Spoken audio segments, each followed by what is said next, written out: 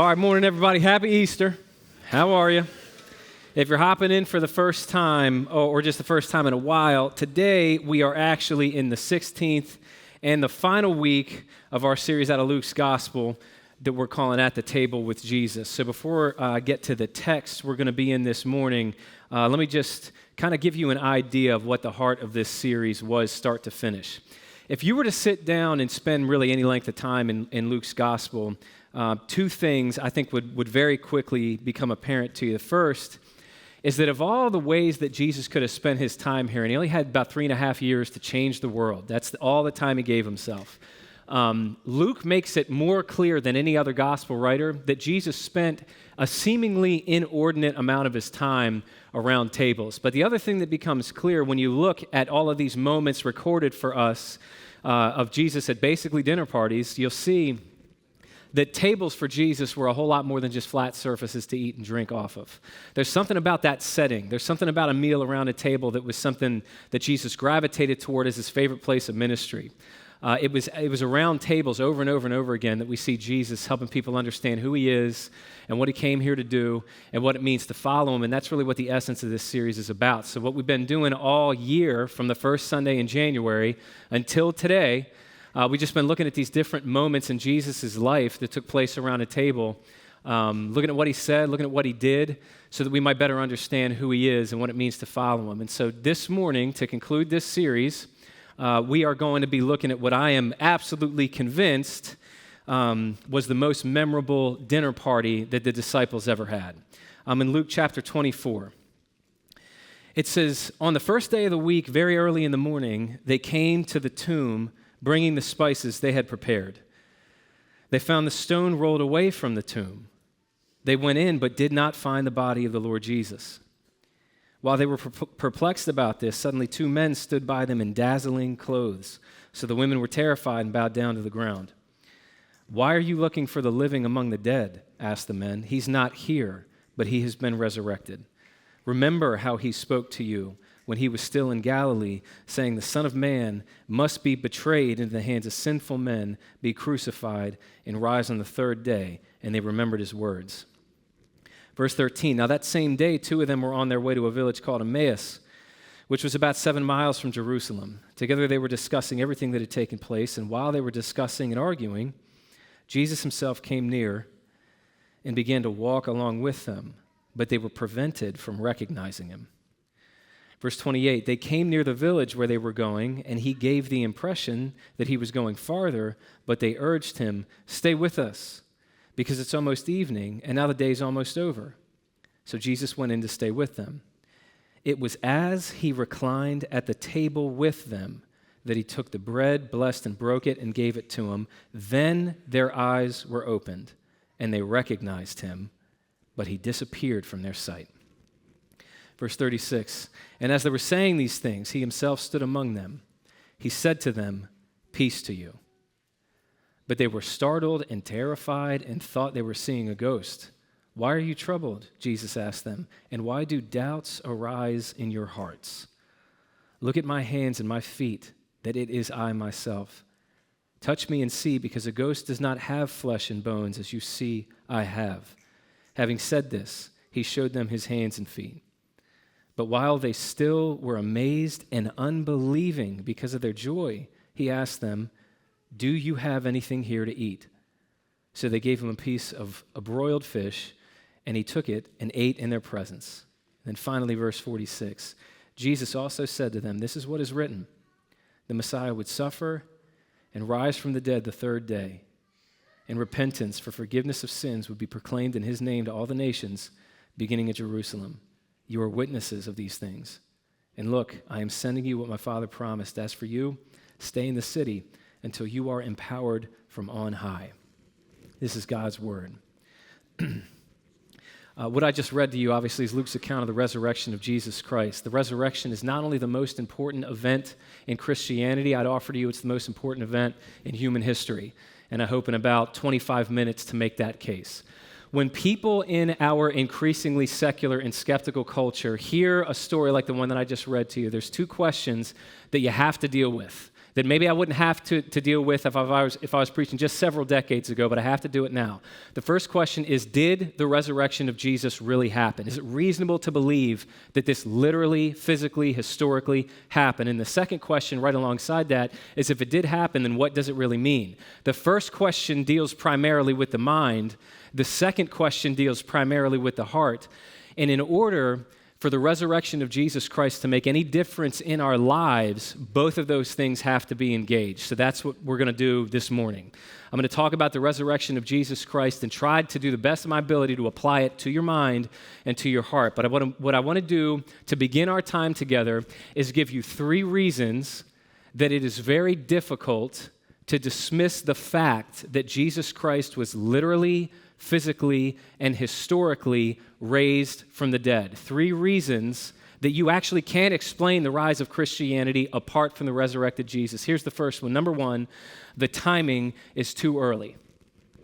One of the most common objections to Christianity in our culture has to do with the timing of the writing of the accounts of Jesus' life. So a lot of people, particularly if you listen to debates like I do, I'm interested in those things. I like to hear the arguments against Christianity. And most often in debates, when people are kind of challenging Christianity, you'll hear something along these lines. If somebody's asked who Jesus is, they'll say something like, Jesus was obviously, he was a good man, he was an inspiring historical figure, but over time, his followers embellished about his life. And over centuries of the legends evolving and kind of mythologizing and people adding miraculous details to his life, it sort of evolved, and all of those accounts got compiled. They became what Christians call the New Testament, and that's how you explain Christianity. That explanation for Christianity is basically an amalgam of what you're going to hear in Religion 101, Philosophy 101, and the Da Vinci Code kind of all wrapped together. The only problem with that explanation for Christianity is that every single facet of it is categorically false. So to begin, the New Testament accounts that record the life of Jesus, written primarily by Matthew, Mark, Luke, John, and Paul, these accounts were not written centuries after the events they describe. This might surprise you, but Luke's gospel account, for instance, which we spent the last 16 weeks in, Luke wrote his account only 30 years after the events that he describes. In other words, within the lifetimes of the witnesses that he mentions in his account by name. And Paul the Apostle, the most prominent New Testament author, actually wrote within just 15 years. And on one occasion, recorded for us in 1 Corinthians chapter 15, Paul actually says that not only did Jesus Christ rise from the dead and appear to people, he says on one occasion, Jesus Christ appeared to over 500 people at one time, and he goes even further than this, and he says, and most of those 500 people are still alive. You don't have to take my word for it. Go and talk to them if you don't believe me. Now, I don't have to tell you, that's an insane thing for Paul to say if he knew that he was making this whole thing up. Because if those 500 eyewitnesses of the resurrection don't immediately corroborate his claim, then just like that, Christianity dies before it gets off the ground. And yet, here we are 2,000 years later, still talking about it. So the first reason that it's reasonable to believe in the resurrection of Jesus Christ is, number 1, the timing is too early. Secondly, and I told the 9 a.m., I chose to lay these arguments out in order of how persuasive I think they are, starting with the least. So this argument, I think, is even more persuasive than the first. Number 2, it's that the content is too counterproductive. So again, a lot of people in our culture might say something like, okay, I'll give you that the accounts were written pretty close to the events they describe, but people back then were gullible. They believe anything that you told them, which is the only reason that Christianity got any traction in the ancient world. With that idea in mind, let's read into the account, verses 36 through 38. Here's what Luke tells us. It says, and as they were saying these things, that's the disciples, as the disciples were saying these things, Jesus himself stood among them. He said to them, peace to you. But they were startled and terrified and thought they were seeing a ghost. Why are you troubled? Jesus asked them, and I think this particular question is interesting. Jesus said, and why do doubts arise in your hearts? Now, if you keep reading, Luke makes it plain that Jesus essentially had to prove to his disciples over and over and over again that he was real, that he had really been resurrected. And that's one of the details of the resurrection that every single New Testament author includes. You'll find that in Matthew, Mark, Luke, and John's account of the resurrection, that the disciples did not immediately believe. You'll never find the disciples seeing the resurrected Jesus and saying, I knew it, my faith never wavered for a moment. Jesus instead had to overcome their doubts over and over and over again. Here's why this is important. Modern people have this tendency to think we don't believe in miracles anymore because we have a scientific understanding of the world. We know better. But ancient people were they were gullible. They had a pre-scientific understanding of the world, so they'd believe anything that you told them. And obviously it's true. Ancient people were far more likely to believe in miracles than modern people are. But one of the things that we have to keep in mind when we read these accounts is that all of the first followers of Jesus were first century Jewish people. And I want to offer to you, nobody listening to me right now would have a harder time believing in the resurrection than a first century Jewish person. Right? In Jesus' day, while most Jews, not all, but while most Jews did believe in some kind of end of history event in which there would be the resurrection of righteous people, here's what absolutely nobody in Jesus' day believed. This is why these disciples had doubts. What none of them believed is that one person could just get their resurrected body in the middle of history and start walking around appearing to people because they were God. Right? The idea that a human being could be God was not only unbelievable to Jewish people, it was deeply offensive to them. That's why if you follow Jesus' life to the end, you'll find it was his claim to be divine that actually sealed the deal on his execution. It was during the midnight trial, the religious leaders were trying to charge Jesus with something worthy of execution, and they finally asked him, "Are you the Son of God? Are you God's Son?" And it was when Jesus answered that question in the affirmative, Scripture says they tore their robes, they cried blasphemy, the trial was over because they had heard enough for Jesus' life to be forfeit. It wasn't just unbelievable to them, it was deeply offensive to them that a human being would claim to be divine. Here's where I'm going with this. If you were going to make up a religion with which to mislead first century Jewish people, you would never come up with something that sounds like Christianity, that sounds like a dead Jewish carpenter came back to life because he was God. You wouldn't even try to sell that story to them because they'd be the last people on planet Earth to believe it. And yet, something happened that overcame all of their doubts and got them to build their lives on this message despite how much it cost them to do so. And this actually brings me to my last and what I consider to be the most compelling reason to believe in the resurrection of Jesus Christ. It's lastly, number 3, that the transformation was too radical. And here's what I mean. Look at verses 46 through 49. It says, Jesus also said to them, "This is what is written, the Messiah would suffer and rise from the dead the third day, and repentance for forgiveness of sins would be proclaimed in his name to all the nations, beginning at Jerusalem. You are witnesses of these things, and look, I am sending you what my Father promised. As for you, stay in the city until you are empowered from on high." Now let me just make sure we understand exactly what's recorded in those verses.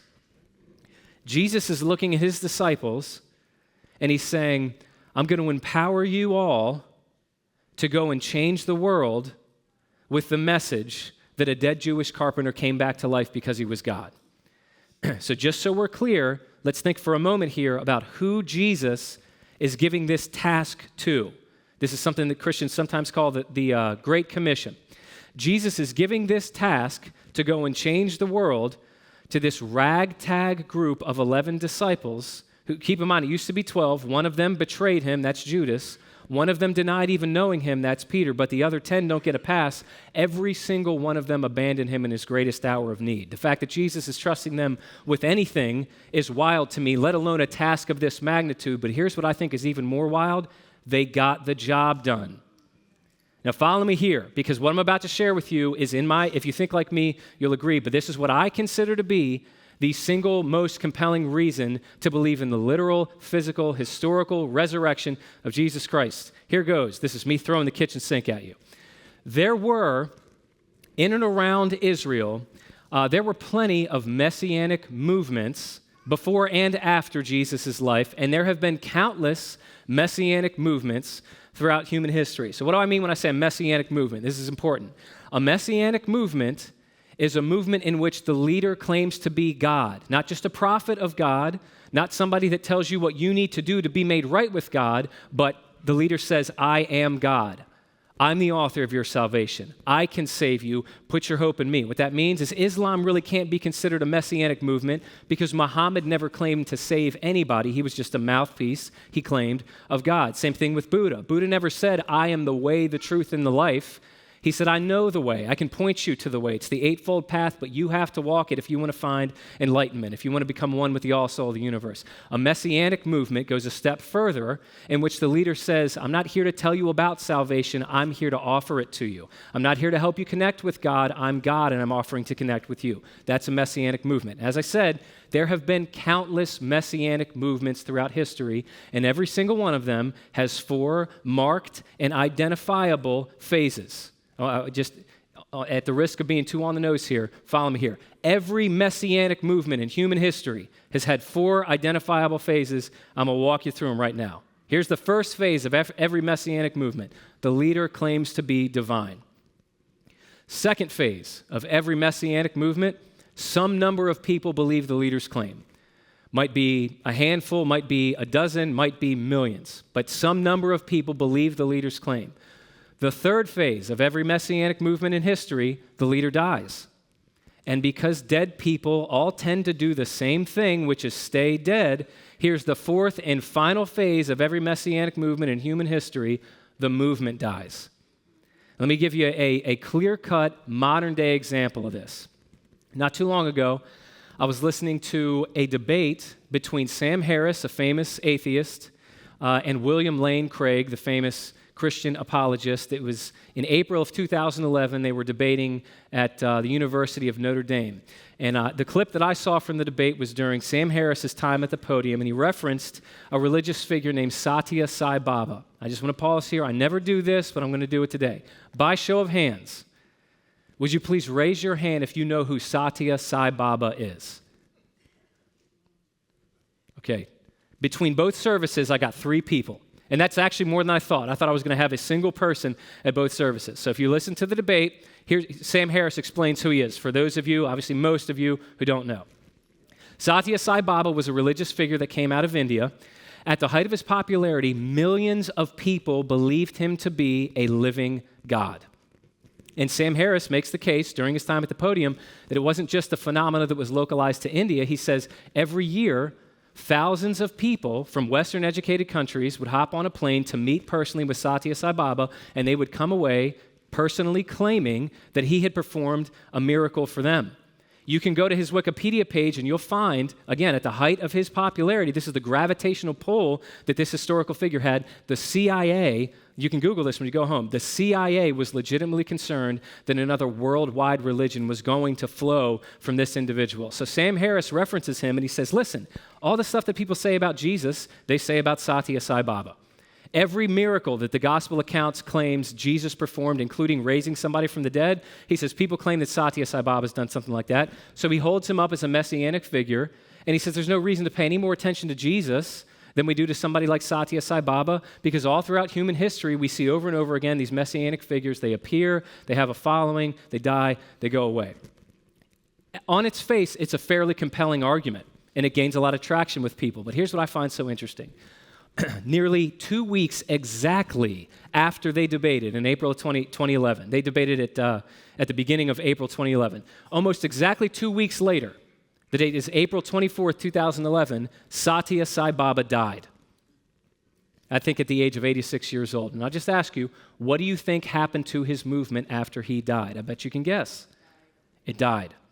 Here's what we have not seen since April of 2011. We have not seen this explosive uptick in disciples of Satya Sai Baba who are dying rather than denying that Satya Sai Baba is Lord. That's not the way that messianic movements go. Because when you cross over that line and you get people to put their hope, not in your teaching, but in your person, when you make the claim that you are God, that you are the one that the world's been waiting for, you're the one that's going to fix everything, and people need to put their trust and put their hope in you, when you cross that line, then if you die, your movement dies with you. It can't survive without you. That's the way that every single messianic movement has gone in human history. There's exactly one exception to that rule, and it's called Christianity.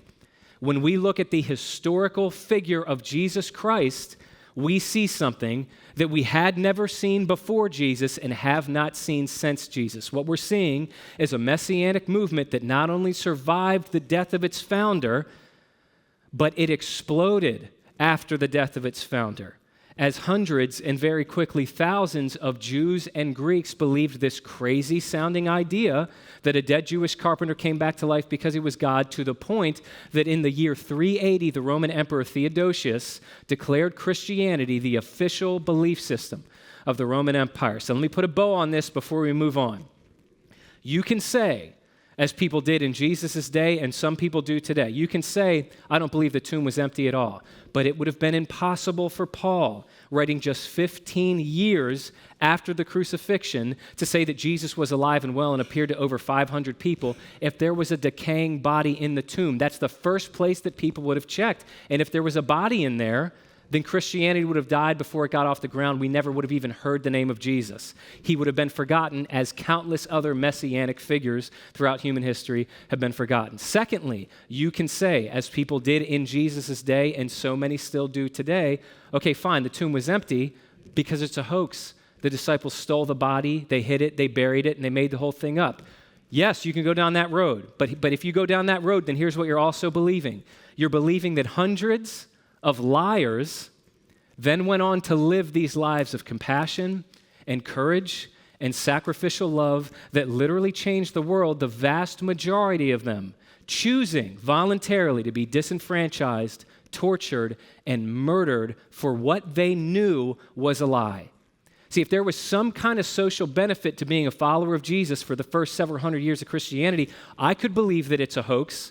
If it was a power play that made them rich and famous and influential, then okay, I could believe that maybe they would make something like this up. But for the first several hundred years of Christianity, to dare to claim to be a follower of Jesus was to sign up for a creatively horrific way to be murdered in an arena before a crowd of thousands that applauded your death. You're telling me that men and women signed up for that, knowing that they were lying the whole time? I'm sorry, I don't find that compelling. And thirdly and lastly, you can say, no, it wasn't a deliberate hoax by the disciples. It wasn't malicious. It was a sincere delusion. They were so grief-stricken at the loss of their Messiah that they talked themselves into believing that he came back from the dead. And again, if that's where you land, it just shows, no offense, you know very little about how first century Jewish people think, because they'd be the last people on earth to believe a message like this. And yet, here's what we've seen. Yet something happened that was powerful enough. Something happened that was convincing enough to blow away all their doubts and get them to dedicate their lives to this message despite how much it cost them. And here we are today, 2,000 years later, across the Atlantic Ocean in a part of the world that Luke didn't even know existed, and every year, billions of people are still celebrating the birth, the death, and the resurrection of this one Jewish rabbi who made a claim that no other founder of any other major religion dared to claim, which is not just that he came here to help you find God, but that he was God, and he came all this way to find you. So everything I've said up to this point, I've said to simply make one simple statement. You do not need to check your intellect at the door in order to believe in the resurrection of Jesus Christ. There are really good reasons to believe that it really did happen. But as I said on the front end of our time together, it's not enough to simply believe in the resurrection like a naked historical fact. The question all of this demands, the question it demanded for the disciples that day, is if the resurrection happened, and of course I believe that it did, then what does it actually mean? And the answer to that question is going to be our next, and it'll be our final idea during our time together. Here's what I want to offer to you. It's that the resurrection can completely transform your life. That's it. I want to walk through what this means, what I mean by this, and then we'll conclude with baptisms. If you follow the lives of the disciples, not Jesus himself, but just the disciples, if you follow the way they are depicted through the gospel accounts, Matthew, Mark, Luke, and John, you'll find that despite the fact that they spent every day of their lives with Jesus for over 3 years, they are remarkably relatable people. The gospel writers over and over again showed the disciples of Jesus this dream team that somehow changed the world, to be filled with all the stuff that our hearts are filled with. Over and over, we see them filled with fear and selfishness, narrow-mindedness, cynicism, hopelessness, even cowardice. But after the resurrection of Jesus Christ, what we see is that same group of people now suddenly known for their courage and their compassion and their bravery and a self-sacrificial love that caused them to gladly lay their lives down for a cause bigger than themselves that literally transformed the landscape of culture in the Western world and beyond. It's spreading like wildfire today in places like China and Africa. The question is, how is that possible? None of these followers of Jesus were known for that before the resurrection. All of them were known for it after the resurrection, and so were countless other men and women. How do you explain that? It's because the resurrection of Jesus Christ, when rightly understood, has the power to completely transform your life. To understand how it works, we just have to take a moment or two to compare it to some of the alternatives. Prior to Christianity, all ancient cultures, you can look at the other creation accounts, all ancient cultures believed that human history was cyclical, meaning this doesn't have a point.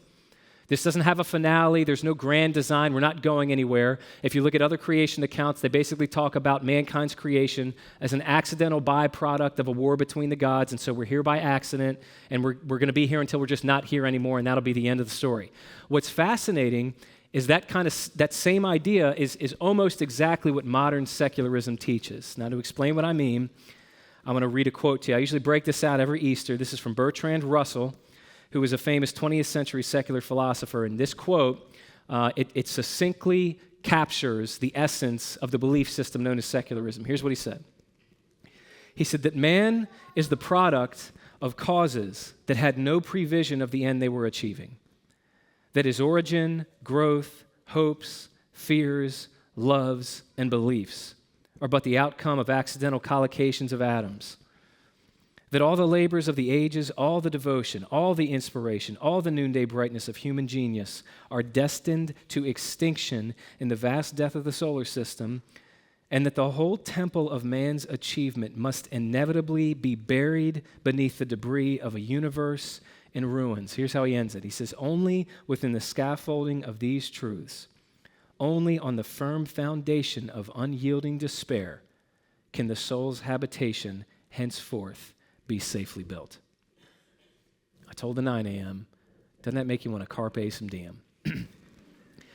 That quote perfectly captures the secular understanding of human history in general, but also of your and my life personally. The basic idea there is that you and I come from meaninglessness. We're not here on purpose. We're the unplanned pregnancy of the universe. We're in accidental collocations of atoms that just happen to form, and we'll be here till we're not. We came from meaninglessness. We're headed towards meaninglessness. And so ultimately, you're a coward if you can't admit that your and my life in the grand scheme is meaningless, and this is all we get. And it's only on that foundation of, Bertrand Russell says, unyielding despair that we can build any kind of life for ourselves. So within that understanding of reality, within that worldview, let me ask you a question. And here's probably where this teaching is going to transition from more theoretical to a little bit more personal. Let me ask you something. Why is loss? We're all acquainted with it. We've all experienced our fair share of it. Why is loss so painful? We all know that it's painful, but why? Why is it painful when we lose somebody we love, like a number of us have? Why is it painful when we wake up sometime around midlife and realize my life isn't going to go the way that I thought it was going to go, and I'm not going to have that future that I planned for myself? Why is it painful when we lose opportunities, when we lose hopes, when we lose dreams? Why is it painful as we age when our body begins to break down? We lose agency. We start to lose our health. And we know it's not coming back. Why is loss so painful for us? Here's the answer I'd offer you to that question. It's because of this fear the human heart has that has a very tight grip on us. It's this fear we have under every other fear that this life is all we get. And within that understanding of reality, of course, that's going to create things like fear, like cynicism, like callousness and hopelessness and unyielding despair and selfishness and cowardice and all the things that we see in the disciples of Jesus prior to the resurrection of Jesus. Of course, that worldview is going to create those kinds of things in the human heart. Why wouldn't they? But I say all this to say the resurrection of Jesus Christ looks every single one of us dead in the eye, and it says, this is not all you get. This life is not all there is. And in the resurrection, Jesus is personally offering, this is what changed the disciples' lives. Jesus is personally offering all of us something that you will not find in any other belief system, religion, philosophy, or worldview. Jesus is offering us in the resurrection not just a consolation for the life that we lost. He's offering us a restoration of the life that we've always wanted but never been able to find down here. That I told the 9 a.m., I was born and raised in this. My uncle is the founding pastor of this church. My father pastored for a number of years. I was 1st through 12th grade Christian private school. I have heard more sermons. I've forgotten more sermons than most people are going to hear in their lifetime. I mean that sincerely. And so I don't remember a time in my life when I hadn't heard this story and at least mentally given assent to this story. But I'll tell you, even as a pastor, it wasn't until fairly recently, and maybe this will surprise you to hear, it wasn't until fairly recently that I understood exactly what's being offered to us in the resurrection of Jesus. Until fairly recently, I thought basically the story Christianity's telling us is that this life is broken by sin, it's full of disappointment, and you're going to experience a lot more losses than wins. We all know that if we've been around the block a few times. But you give your life to Jesus, and life will still be pretty hard, but after this, God's going to take you to heaven. And we don't know what heaven's going to be like. It'll probably be pretty bright, and there's clouds and maybe some gold and some harps. Whatever the Bible says about it, it's supposedly a pretty nice place that's going to make up for how bad it was here. I want to tell you, all that is, that's just a consolation for the life that you've lost. You can look at a number of other worldviews, religions, beliefs, philosophies, and they talk about the afterlife like that, like it's just a consolation for the life that you've lost. That's how I thought until I got my hands on a book called Hope in Times of Fear, written by Tim Keller. I read this book on the front end of COVID when he was newly diagnosed with stage 4 pancreatic cancer, and he knew he was not long for this world. In the book, Hope in Times of Fear, which I'd recommend to anybody, it's exclusively about the resurrection of Jesus Christ. And he says this one statement almost in passing that completely changed the way that I thought about everything that we're talking about today. He said that the resurrection of Jesus Christ, follow me here, the resurrection is not just hope for the future. He said it's more than that. The resurrection of Jesus Christ is a hope that comes from the future. That means that in the resurrection, God's power that will one day heal all of creation has broken into human history. This is what the New Testament author Paul is trying to get us to understand when he talks about Jesus as a first fruit or the firstborn of the dead. It means that when those disciples looked at Jesus almost 2,000 years ago on that first Easter Sunday, they were looking at a glimpse of the restorative power of God that would one day not only heal all of creation, but would heal you and I. What this means is the story that Christianity is telling us is not that one day God's going to take us out of this big bad world and bring us to heaven. It's more than that. It's far more than that. The story Christianity is telling us, the promise that God is offering us, is that one day he's going to bring heaven to us.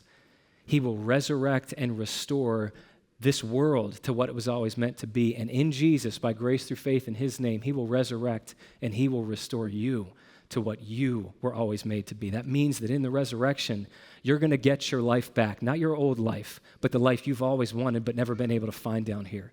You're going to get your body back, not your old body, but the one you always wanted but never had. You're going to get this whole world back renewed and perfect, and no one and nothing can take that away from you. That means in the resurrection of Jesus Christ, no one finally misses out on anything. That's the story of Christianity. And the literal, physical, historical resurrection of Jesus Christ is the tangible evidence that that story is true and that the promises of God can be trusted.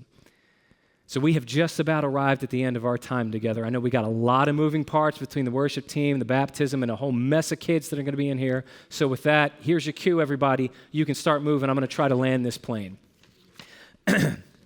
I started reading the genre of literature known as high fantasy back in the summer of 2020. And of course, we all remember what was going on in the summer of 2020. COVID had just hit. And at that point, nobody really knew how it was going to play out, but everything seemed so heavy, and it seemed so hopeless and so uncertain, and everything was so negative that I knew the most important thing that I could do is start filling my mind with stories that would give me hope. So that was the first time in my life that I read the Chronicles of Narnia.